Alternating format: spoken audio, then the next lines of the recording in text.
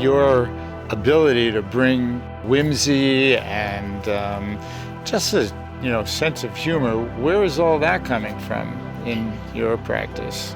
I think my work struggles between being dark and confrontational, but with a sense of humor. And so I try to balance it out with some whimsy, so it's not just kind of, smack you in your face, oh my gosh, that's gruesome, or that's, something I don't want to look at. He was supposed to be a fox, but no matter what I did, he kept looking like a dog. And so finally I had to, just kind of give it up and resign myself to the fact that he's a dog. I find your work very story-oriented. It's very narrative. It really has, it challenges you to fill in the pieces of, what you're thinking about.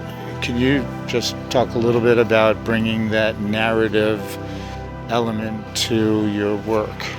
When I work, I don't like to think about what the work means as I'm working. I feel like that makes it harder. I like to just kind of spew what's inside me.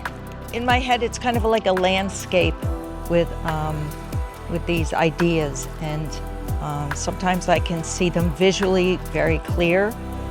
And if I start to think about what things mean, then it kind of steers my works in a different direction than if I just kind of spew it out.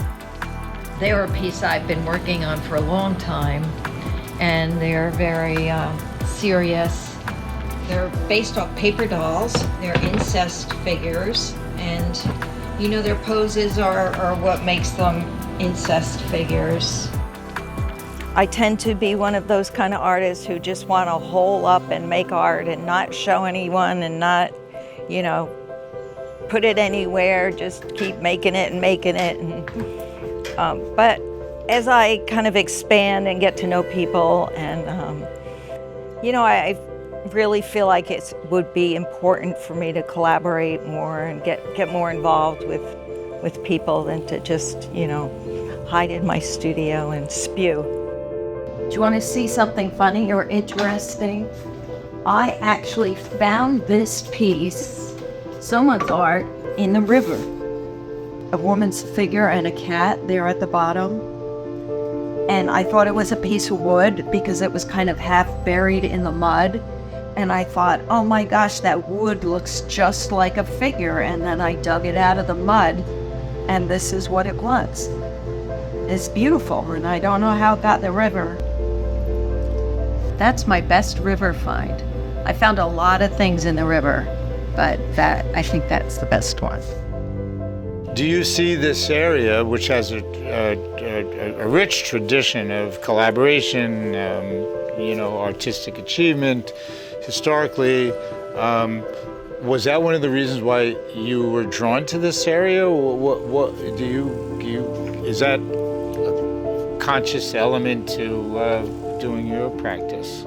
That was part of the reason. I wanted to live, in an art community or near an art community and meet other artists. It was just nice to live in an area and feel like, you're with people who, are kind of like-minded, who understand, who are interested in art.